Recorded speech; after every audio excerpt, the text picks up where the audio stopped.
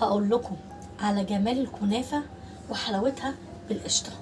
شايفين القشطه دي احنا عاملينها في البيت، قشطه كده بجد حاجه كريميه جدا وتحفه. شايفين بجد تحفه وطريقتها جميله جدا، والكنافه كده متقطعه عامله زي فتافيت السكر. يلا بقى ندوقها ونشوف طعمها.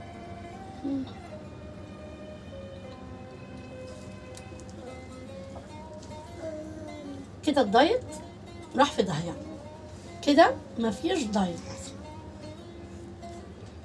اي حد يقول لك على الدايت حاجه قول له مع السلامه. احنا اصلا مش فاكرين في الشتا ده احنا بناكل كام مره. انا ساعات اصلا ببقى لسه متعشيه وبنسى هو انا اتعشيت اصلا. طريقتها حلوه جدا. بصوا طبقات الكريمه تحفه، طبقات القشطه والقشطه اللي عليها من فوق بجد يا بنات طريقتها حلوه جدا جدا جدا. يلا بقى بينا عشان نروح نشوف عملنا الجمال ده ازاي. والعمل بقى القشطه بتاعتنا، هنجيب نص كيلو لبن، حطينا عليهم معلقتين من النشا وثلاث معالق من الدقيق، هنرفعهم على النار لغايه لما يدينوا القوام الحلو دوت، وبعد كده هنسيبهم يبردوا على جنب خالص. وبعد كده معايا نص كيلو كنافه طالعه من الفريزر طازه، هنبتدي كده ان احنا نفك منها قطعه قطعه، وبعد كده هنحطها في قلب المفرمه. بس انتي طلعيها من بدري شويه عشان تفك كده ايه بسيط، بحيث ان انتي تقدري تقطعيها على طول. بعد كده بعد ما فكيناها وحطيناها في المفرمه هنضربها بقى كويس جدا. انا عايزه الكنافه بتاعتي تكون ناعمه جدا جدا، عامله كده بالظبط زي فتافيت السكر زيكم كده بالظبط. وبعد كده هننزل عليها بمعلقتين من الزيت. الله، هو احنا مش هنحط سمنه ولا هنحط زبده يا ست ما صبرك الا بالله؟ المعلومه ديت انا خدتها من شيف حلواني، قال لي حطي السمنه بتاعتك او الزبده او الزيت وانتي بتفرمي المفرمه، حطي الاول خالص معلقتين من الزيت هيديكي تماسك حلو جدا للكنافه. وانا بالفعل من ساعه ما عملتها ولقيت النتيجه بتاعتها طالعه معايا هايله جدا. وبعد كده مسكت كده بقى معلقتين سمنه كده محترمين، حطيتهم في قلب الصينيه الالمونيه بتاعتي. الكنافه والبسبوسه لازم تكون صينيه ألمونيا، يعني انا ما بقتنعش خالص بالكنافه والبسبوسه بتاعتي الا لما تكون في صينيه ألمونيا. انا غلفت الصينيه بتاعتي بالسمنه زي ما انتم ما شفتوا كده بالظبط. وهنا بقى كنت حاطه 3 معالق من السمنه على معلقه كبيره كده زبده، وحطيتهم في الاير فراير ان هما يا دوبك فكوا بس كده شويه من بعضهم، وابتديت اللي انا انزل بيهم على الكنافه بتاعتي.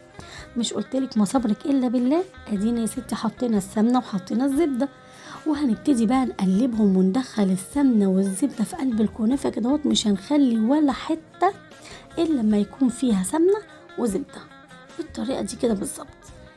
بصي كانت طالعه معانا روعه جدا. شايفين تيجي كده تحطيها في قلب الصينيه هتحسيها كده انها متماسكه وماشيه معاكي سلسه جدا جدا. هنبتدي نحط ربع كيلو بس في قلب الصينيه، عشان احنا نص كيلو هنقسمه على ربعين.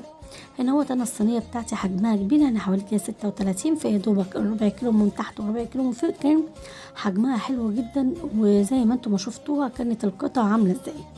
هنبتدي انك احنا تطبقيها كده شويه كده بايديك تبططيها يعني، وحتى من الجوانب تحطي كده كنافه من الجوانب. وبعد كده نزلنا بقى بالقشطه بتاعتنا. القشطه ديت يا بنات مش محطوط لها سكر خالص، لان احنا هنستكفى بالعسل اللي احنا هنسقي بيه الكنافه، عشان بس ما تبقاش تجزع كده النفس وتبقى مسكره زياده عن اللزوم.